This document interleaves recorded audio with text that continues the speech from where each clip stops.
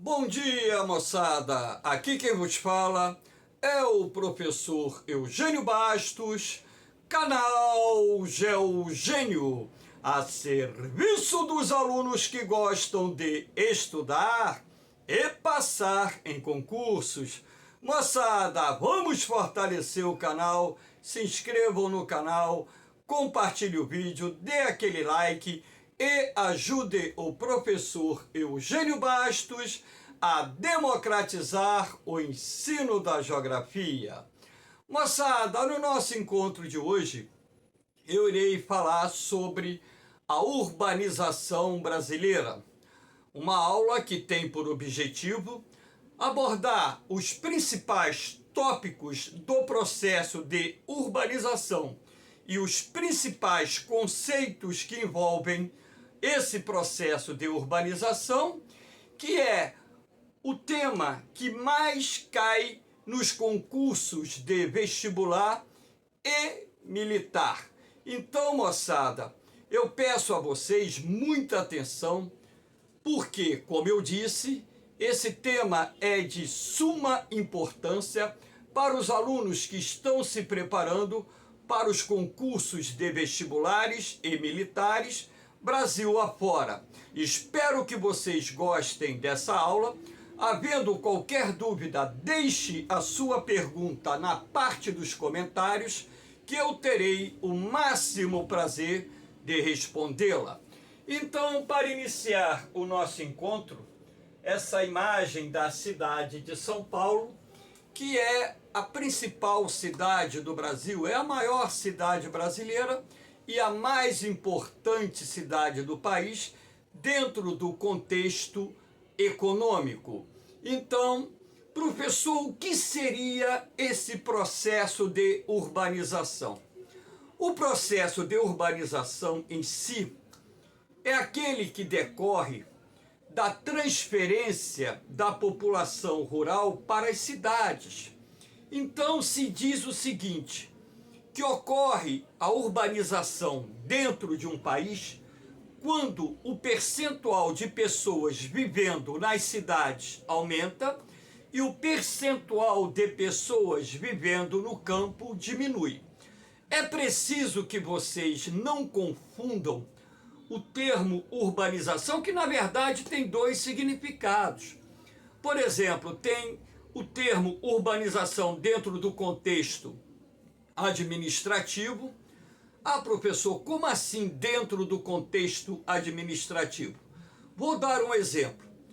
Quando um prefeito, um governador, ou seja, um político qualquer, diz que para a urbanização de um determinado bairro, o que ele está se referindo ali é na melhoria da infraestrutura urbana, através do calçamento, da pavimentação de ruas, através da iluminação pública, através da criação de parques, jardins, áreas de lazer, através da implantação do esgotamento sanitário e também de uma rede de distribuição de água. Então, esses investimentos que têm por finalidade melhorar a infraestrutura urbana de determinados espaços encontrados nas cidades, eles são chamados de urbanização. Então, a palavra urbanização em si tem dois significados. Aquele processo que decorre do aumento percentual da população vivendo em cidades, em contrapartida à redução do percentual da população vivendo no campo, e também aquele processo que, dentro do contexto político-administrativo, tem por objetivo melhorar a infraestrutura urbana de determinados espaços encontrados nas cidades através dos investimentos públicos e privados. Então, cuidado com isso, tá? Porque, na verdade, o que eu estarei falando aqui é sobre o processo de urbanização, aquele que decorre do êxodo rural e da industrialização. Então, para que vocês tenham ideia, O êxodo rural e a industrialização são os dois fatores que, combinados, contribuíram para que o processo de urbanização avançasse, não só no Brasil, assim como em outros países do mundo. Lembrando que o êxodo rural é o movimento migratório definitivo do homem do campo para a cidade e um dos fatores responsáveis pelo aumento do êxodo rural, verificado no Brasil, sobretudo a partir da segunda metade do século XX, foi justamente a expansão da atividade industrial, sobretudo aqui na região sudeste, que foi responsável não só pelo aumento da oferta de empregos no setor secundário, que é o setor da indústria e da construção civil, assim como também no setor terciário, porque na medida em que a industrialização avançou no nosso país, em determinadas cidades, inicialmente concentradas aqui na região sudeste, isso gerou também a expansão do setor terciário, ou seja, sobretudo do comércio e também da área de serviços, ampliando de forma significativa a disponibilidade de empregos. Sendo assim, muitos trabalhadores que viviam no campo passaram a ser atraídos pelas oportunidades de emprego que surgiam nas principais cidades do Brasil. Claro que o êxodo rural, ele também é causado pela questão da desigual distribuição de terras, ou seja, da injusta estrutura fundiária existente no Brasil. Ele também é provocado pela forte pressão demográfica no campo, lembrando que a pressão demográfica ocorre quando a população cresce num ritmo inferior à oferta de empregos. Aí você tem a questão do fascínio que as grandes cidades exercem sobre a população rural. Sendo assim, parte daquela população camponesa sonha um dia em viver num grande centro e vencer na vida, prosperar na vida. E também nós temos um outro fator que está vinculado à mecanização do campo. Então, a partir do momento em que as atividades agrárias no Brasil começaram a se modernizar e a mecanização avançou no meio rural, muitos trabalhadores rurais foram substituídos por máquinas. A redução da oferta de empregos no campo fez com que muitos trabalhadores, sem opção no meio rural, acabassem migrando para as cidades em busca de trabalho. Então, o êxodo rural, na verdade, ele é causado por 4 fatores essenciais que foram citados aqui durante a explicação. Então, essa imagem retrata aqui o êxodo rural. Repare uma família indo para as cidades, e aqui a fábrica da Volkswagen, que foi a inauguração da fábrica em si, foi um dos marcos importantes da história da industrialização brasileira. A inauguração da Volkswagen em 1961, lá em São Bernardo do Campo, governo JK, plano de metas. Aqui nós temos a taxa de urbanização no Brasil. Eu montei esse gráfico lembrando que esses dados de 2022 ainda não são os dados concretos. São dados procedentes de uma estimativa feita pelo IBGE no ano passado. Essa aula está sendo gravada hoje, no dia 17 de junho de 2023. Estamos no aguardo da liberação dos dados do censo que está sendo realizado no Brasil, para que tenhamos dados mais concretos. Claro que o resultado do censo não vai ser muito diferente desse resultado que aparece aqui em 2022. Eu chamo a atenção de vocês para um aspecto. Vocês vão perceber que no censo de 1970, pela primeira vez, a população urbana apareceu maior do que a população rural. Observem um detalhe. Em 1944, 69% dos brasileiros viviam no campo, apenas 31% nas cidades. Em 1950, repare, 64% dos brasileiros viviam no campo, 36% das cidades. Isso aí já é reflexo do aumento do êxodo rural e da expansão da atividade industrial em nosso país.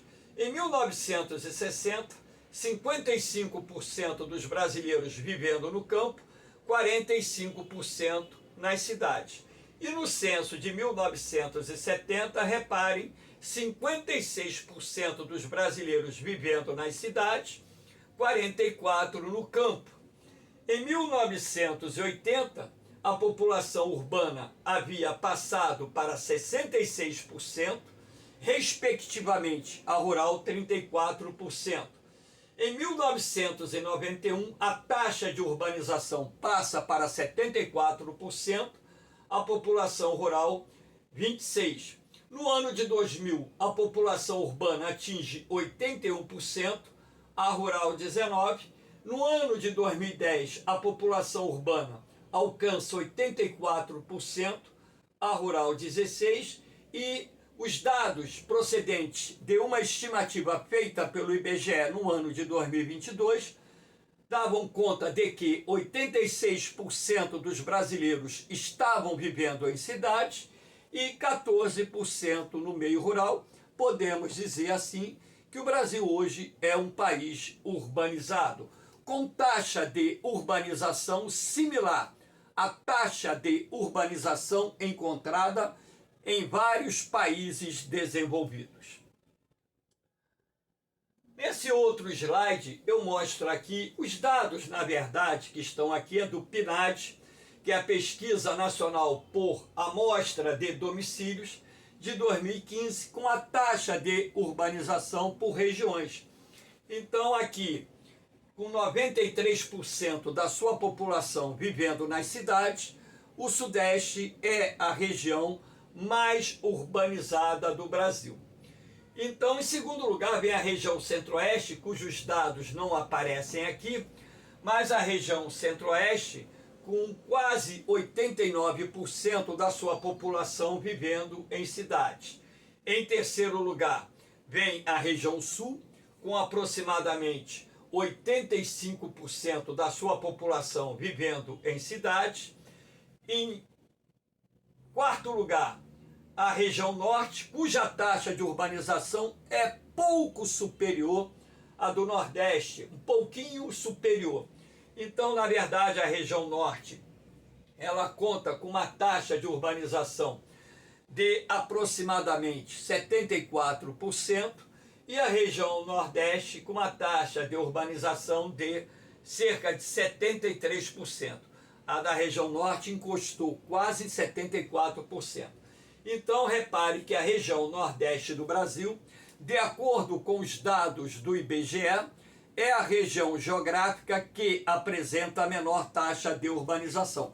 Moçada, toma cuidado com isso, principalmente o pessoal que faz concurso para a ESA e para a SpaceX, porque de vez em quando a banca coloca essa classificação das regiões mais urbanizadas do Brasil, ou a classificação das regiões de acordo com suas respectivas taxas de urbanização. Fiquem ligados, hein? Aqui nós temos problemas relacionados à urbanização anômala. Professor, o que seria essa urbanização anômala? A urbanização anômala é o nome que se dá ao processo de urbanização dos países em desenvolvimento, ou seja, países que se industrializaram principalmente a partir da segunda metade do século XX. Anômala vem de anormal, ou simplesmente uma urbanização desintegrada. Por que isso? Porque as principais cidades do Brasil, assim como dos demais países em desenvolvimento, não estavam preparadas para receberem a grande quantidade de pessoas que migraram do campo.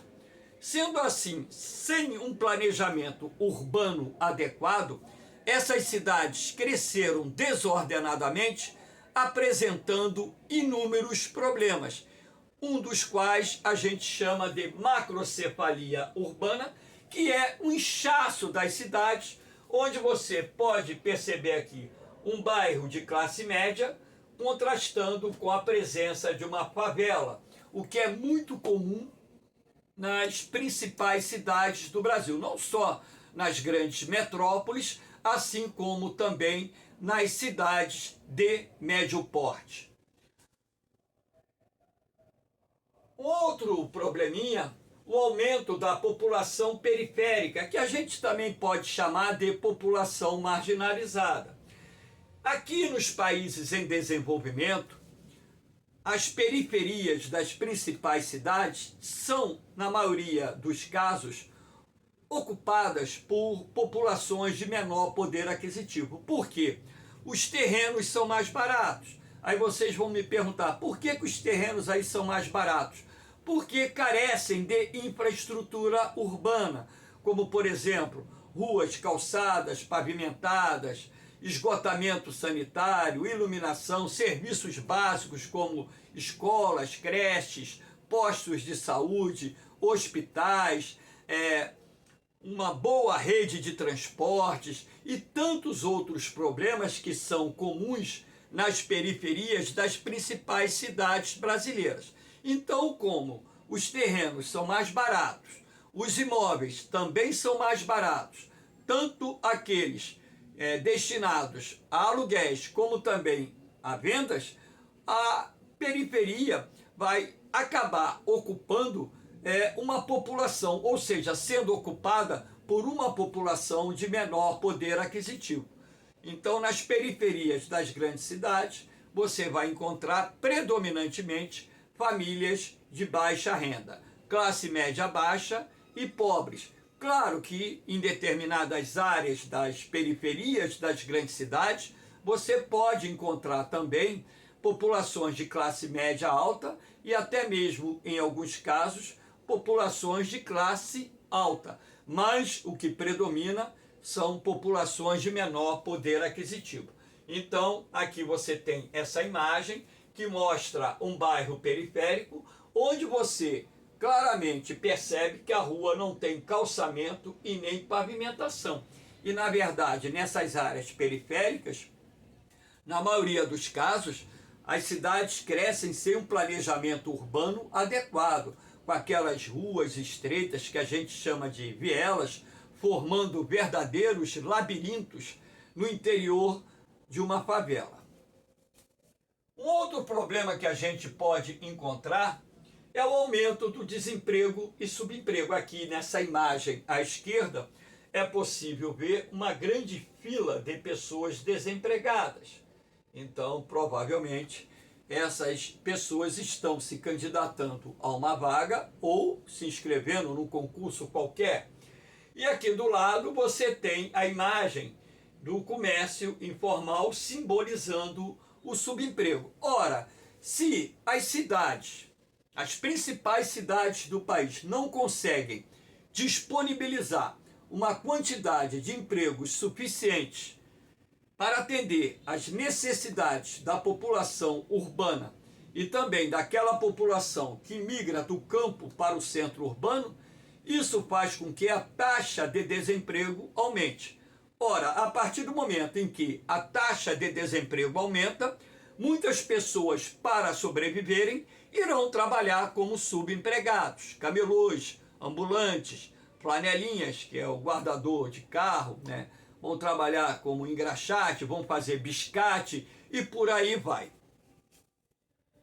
Aqui nós temos uma outra imagem mostrando a expansão das favelas e palafitas, visto que o déficit habitacional, principalmente para famílias de baixa renda, e a falta de um programa mais amplo que vise contemplar essas famílias de menor poder aquisitivo, pelo menos com casas com uma estrutura bem, vamos dizer assim, articulada, vai fazer com que as pessoas de menor poder aquisitivo acabem indo viver em favelas. Aqui nós temos a imagem de uma favela, e também em palafitas, que são normalmente essas casas de madeira construídas sobre estacas às margens de um rio, de uma lagoa, de uma baía. Lá na Amazônia, por exemplo, é a região brasileira onde você encontra maior número de palafitas. Então, palafitas e favelas reúnem moradias que são ocupadas por famílias de menor poder aquisitivo. Lembrando, claro, que nas favelas existem exceções. Até tem pessoas com um poder aquisitivo um pouquinho mais alto, que pertencem a uma classe média baixa, e às vezes até uma classe média, né, que vivem em favelas. Nas favelas você tem pessoas que têm vários imóveis alugados. Então ela tem uma renda que permitiria a ela não morar ali. Mas por questões pessoais, comodidade e outras, entre aspas, vantagens que as favelas oferecem, muita gente faz gato de energia, gato de água, né? Gato net, não paga IPTU porque não se cobra IPTU de favela e outras coisas mais. Então certas pessoas que vivem no interior de uma favela, que tem até um rendimento um pouco mais alto, não sai dali por questões óbvias, ou seja, vantagens que essas pessoas acabam desfrutando. Aqui nós temos um outro problema, para quem não conhece, aqui é a região metropolitana do Rio de Janeiro, tá? Principalmente, com maior destaque, o município do Rio de Janeiro, a expansão da violência e o Estado paralelo. Então, a violência nas grandes cidades constitui um dos problemas mais sérios encontrados nos grandes centros. Então, essa violência decorre em parte da pobreza, decorre em parte da desestruturação da família, incorre em parte da impunidade, mas também é fruto da expansão de organizações criminosas, ora vinculadas ao narcotráfico, ora vinculadas às milícias. Então aqui nós temos o mapa da região metropolitana do Rio de Janeiro, em vermelho, áreas controladas pelo Comando Vermelho, que é uma das principais organizações criminosas aqui do nosso estado. Em azul, as áreas controladas pela milícia, que são forças paramilitares.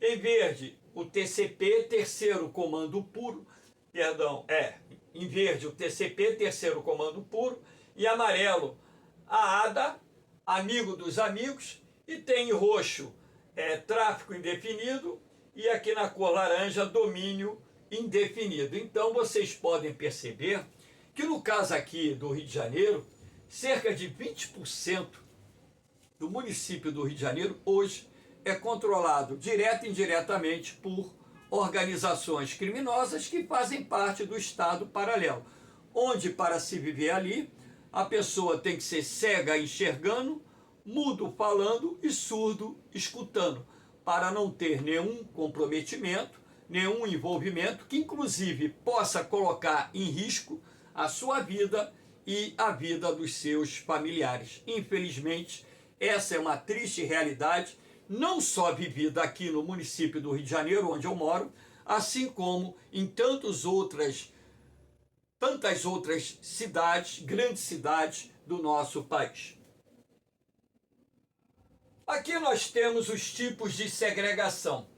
A segregação socioespacial e a autossegregação. Essa imagem à esquerda, que retrata a segregação socioespacial, muitos de vocês, alunos, já devem ter visto em questões de prova. Então, quando você vê essa imagem e se pede para identificar o tipo de segregação ou o tipo de fenômeno que está acontecendo na cidade, lembre-se, segregação socioespacial. Aqui você tem um condomínio de luxo ao lado de uma favela. Então a segregação socioespacial nada mais é do que um processo que deriva da coexistência lado a lado de favelas, palafitas, com bairros de classe média e classe alta, onde de um lado você tem toda a infraestrutura urbana implantada, ruas, calçadas, pavimentadas, bem iluminadas, comércio, áreas de lazer, teatro, cinema, maior policiamento, escolas, creches, postos de saúde, hospitais, tudo bem organizadinho. E do outro lado, onde você tem a favela, ruas muitas vezes sem calçamento, sem pavimentação, muitas vezes com esgoto correndo a céu aberto, áreas carentes de serviços básicos como creches, postos de saúde, escolas, hospitais, transporte em favela, em muitos casos, é feito pelo transporte alternativo, mototáxi, uma Kombi, uma van.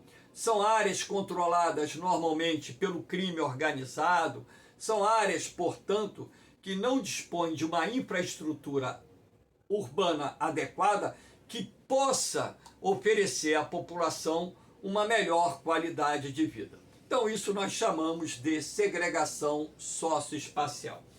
E aqui do lado, uma imagem de um condomínio de luxo é a autossegregação. Então, a autossegregação nada mais é do que um processo que deriva do desejo das famílias de maior poder aquisitivo em viver nos condomínios fechados, por questões de segurança, conforto e lazer. Esses condomínios fechados também são citados em provas como enclaves fortificados existentes nas médias e grandes cidades. Claro que para se viver aqui, a pessoa tem que ter um poder aquisitivo mais elevado, porque o imóvel é caro, o condomínio é caro, o aluguel é caro, em função de toda a infraestrutura que esses condomínios fechados oferecem. Tem condomínio fechado que tem mini shopping, tem creche, tem escolas de ensino fundamental e médio, alguns chegam a ter universidade, academias, parque aquático, como nessa imagem, ginásio, campos de futebol, hoje com grama sintética, né? Sauna, churrasqueira, seguranças, câmera de monitoramento em todo o condomínio e a presença de seguranças dentro do condomínio para garantir a paz e a tranquilidade das pessoas que vivem aí. Só que isso tudo tem um custo e somente as pessoas mais abastadas é que vão viver nos condomínios fechados. Aqui nós temos a segregação imposta, a imagem de uma favela, né? Aqui também essa imagem retrata a segregação socioespacial. Você pode ver prédios de classe média contrastando aqui com a favela. Então a segregação imposta é aquele processo que deriva da concentração das pessoas de menor poder aquisitivo nas favelas e palafitas, porque essas pessoas não têm condições, na maioria dos casos, em viver num bairro de classe média, em viver num bairro de classe alta. Então, acabam se concentrando nas favelas, onde, logicamente, o preço do imóvel é mais acessível, tanto para compra como para aluguel, assim como muita gente constrói seus próprios imóveis nessas áreas, dentro das possibilidades que dispõe. Aqui nós temos a parte dos mais importantes conceitos vinculados à urbanização. Então, conurbação, moçada, isso já caiu N vezes em concurso, fiquem ligados. Conurbação, aqui nós temos a imagem, né, do Rio de Janeiro, da região metropolitana aqui do Rio de Janeiro, boa parte da região metropolitana do Rio de Janeiro, né? Não totalmente a região metropolitana do Rio de Janeiro. Mas, o que eu quero mostrar a vocês? Conurbação é um processo que deriva da união de duas ou mais cidades, resultante do crescimento horizontal das mesmas. Então você vai ver aqui em amarelo o núcleo urbano, o núcleo edificado das cidades. Então aqui você tem o Rio de Janeiro, que é o núcleo principal. O número 2, São João de Meriti, você pode ver que está ligado ao Rio de Janeiro. Aqui tem Duque de Caxias, está ligado ao Rio de Janeiro. Aqui você tem no 3, Belford Roxo, está ligado ao Rio de Janeiro. No 4 você tem Mesquita, está ligado ao Rio de Janeiro. No 1 você tem Nilópolis, está ligado ao Rio de Janeiro. Aqui você tem Nova Iguaçu. Então o que eu quero mostrar para vocês é o seguinte, que a conurbação é um processo que resulta da união de duas ou mais cidades em função do crescimento horizontal das mesmas. Então, não existe área rural separando essas cidades e para o leigo fica até difícil saber onde começa e onde termina cada cidade. Fiquem ligados, um tempo atrás, na UERJ, eles colocaram uma foto lá da Baixada Santista, região metropolitana da Baixada Santista, identificando Santos, São Vicente, Guarujá, Cubatão, e se pedia para que o aluno identificasse, dentre as opções que ali estavam sendo apresentadas, o fenômeno urbano que estava se manifestando, logicamente, conurbação. Não podem errar isso em prova de maneira nenhuma. Megalópole. Megalópole é um aglomerado urbano formado por duas ou mais metrópoles com suas respectivas regiões metropolitanas. Como estamos estudando aqui o processo de urbanização brasileiro, então vamos falar da nossa megalópole, lembrando que no canal Geogênio tem aula sobre urbanização mundial. Então aqui essa imagem noturna da nossa região, parte da região sudeste, é possível você identificar a nossa megalópole. Essa parte mais brilhante aqui é a região metropolitana de São Paulo. Essa parte aqui mais em cima, a região metropolitana de Campinas, e aqui embaixo a região metropolitana de Santos. Aqui desse lado você tem a região metropolitana do Rio de Janeiro. Então você observa uma faixa de luz seguindo entre São Paulo e Rio de Janeiro. Então essa faixa de luz, que é composta pelas cidades localizadas às margens da rodovia Presidente Dutra, faz a ligação das duas maiores regiões metropolitanas do Brasil. Razão pela qual muitos geógrafos consideram a megalópole brasileira São Rio, São Paulo, Rio de Janeiro, ou seja, as grandes regiões metropolitanas de São Paulo e Rio de Janeiro conectadas pelas cidades que estão localizadas à margem da estrada ou rodovia Presidente Dutra. Agora, na minha concepção pessoal e dentro desse contexto, vários geógrafos estão com a mesma linha de pensamento, nós temos que considerar também como parte componente dessa megalópole as regiões metropolitanas de Campinas e da Baixada Santista. Então, a nossa megalópole, na verdade, é constituída por 4 regiões metropolitanas.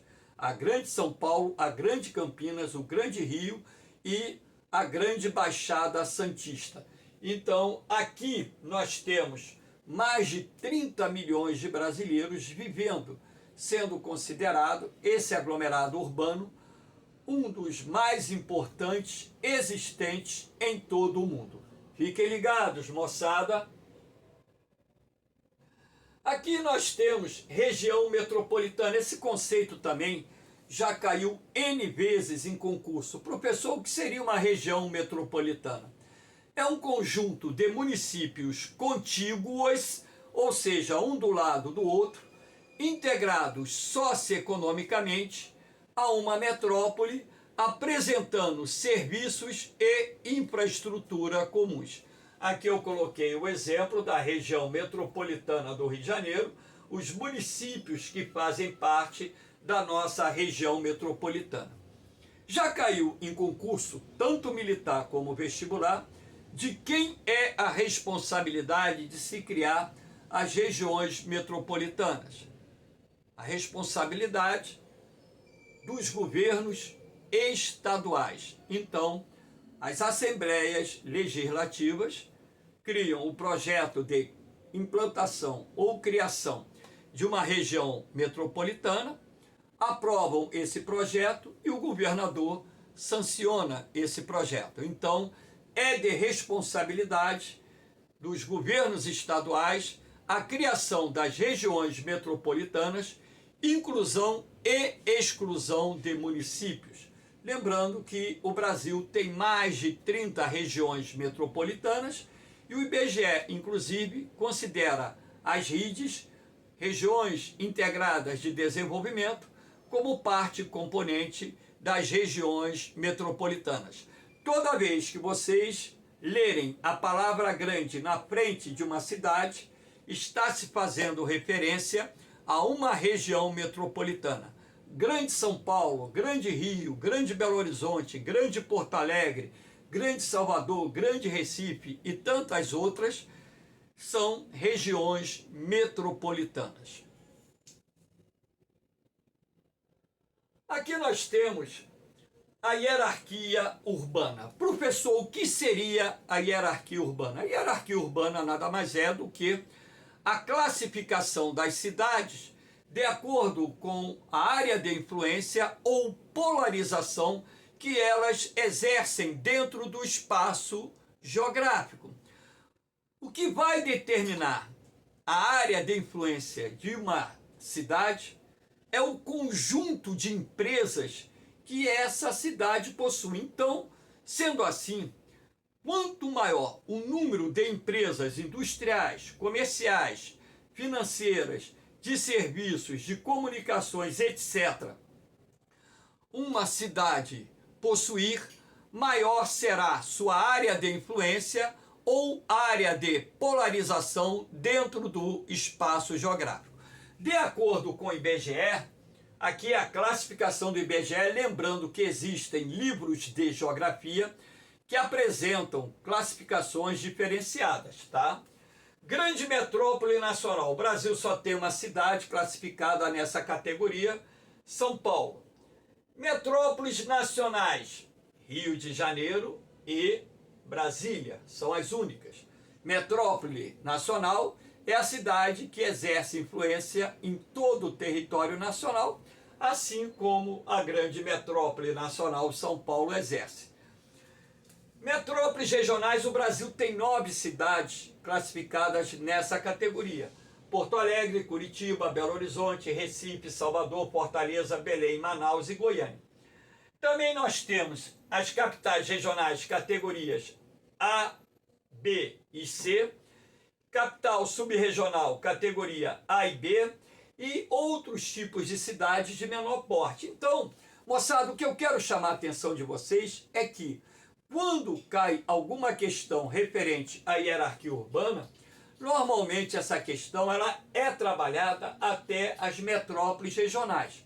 Ou seja, raramente você vai ver uma citação de capital regional ou capital subregional. Lembrando que o Brasil tem mais de 5.000 municípios. Rede urbana. Professor, o que seria uma rede urbana? A rede urbana nada mais é do que um conjunto de cidades que estão conectadas através de sistemas de transportes e comunicações, por onde você vai ter os fluxos de pessoas, de mercadorias, de informações, de capitais e por aí vai.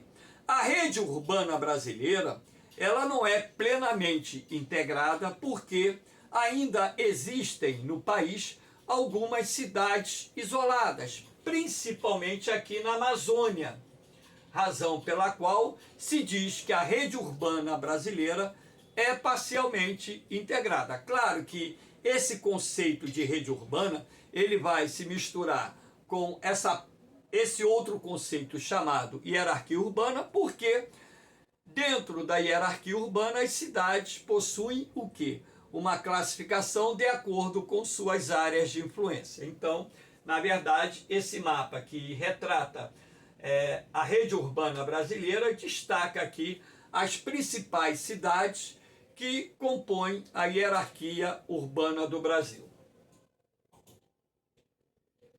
Aqui nós temos o conceito de gentrificação.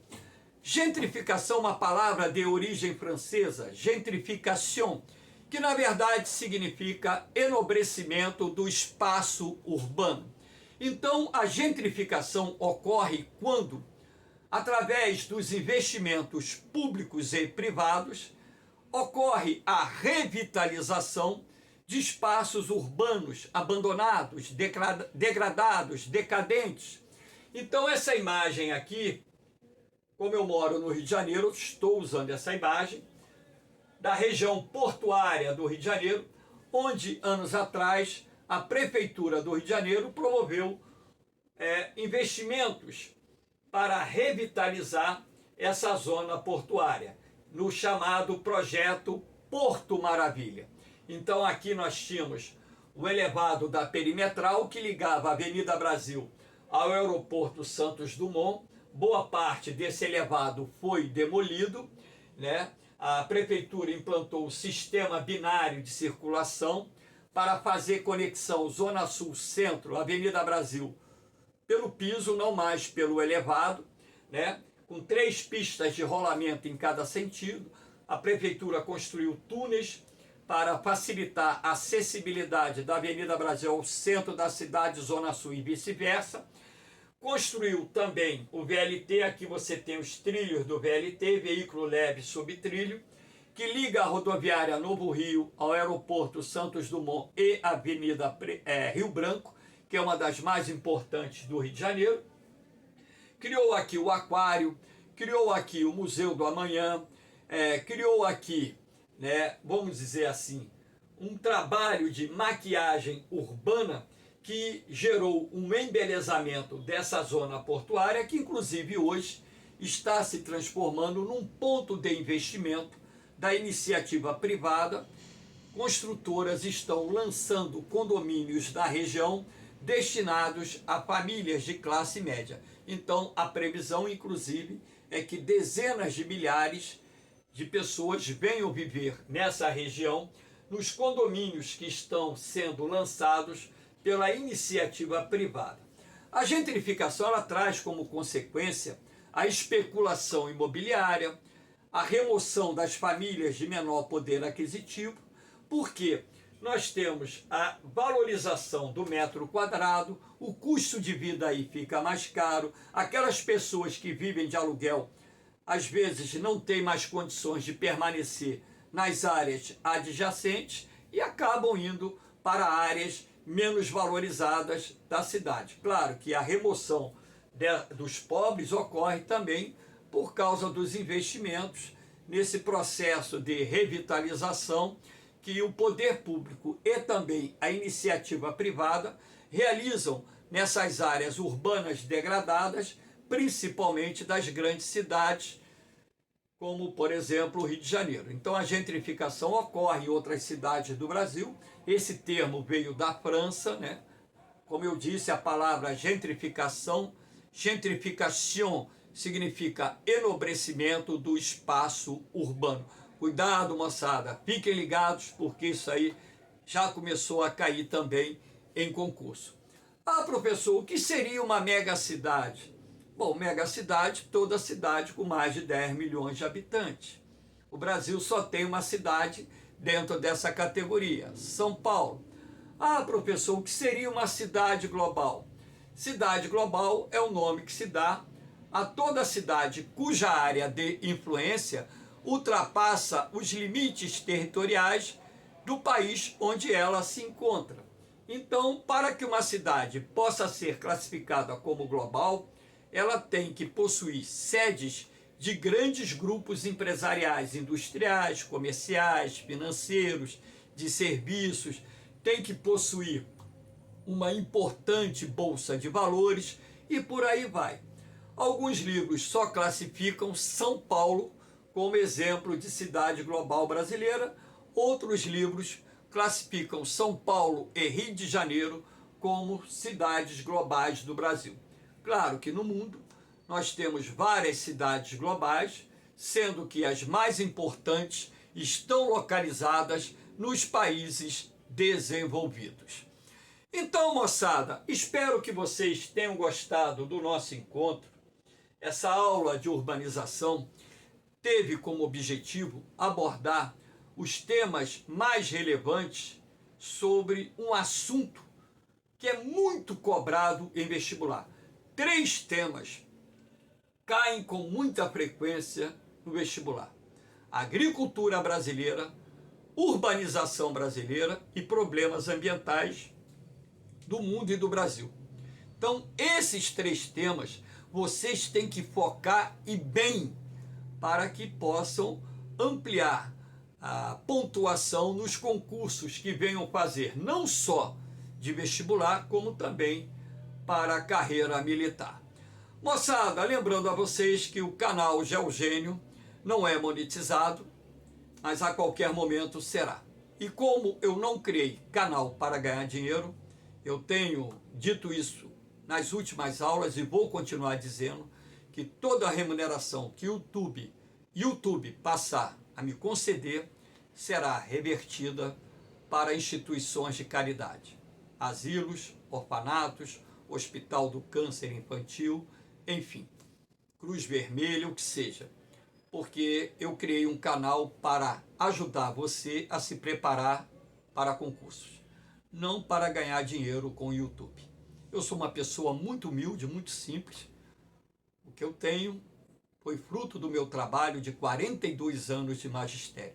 A única coisa que eu peço, já que eu ajudo vocês através dessas aulas e dos materiais que eu disponibilizo nas redes sociais, lá no Facebook, nos grupos que eu tenho lá, então a única coisa que eu peço é que ajude a compartilhar, divulgar esse trabalho para que um número maior de jovens e adultos possam ter acesso a todo esse material que será de grande importância para o seu melhor desempenho nos concursos que venham fazer.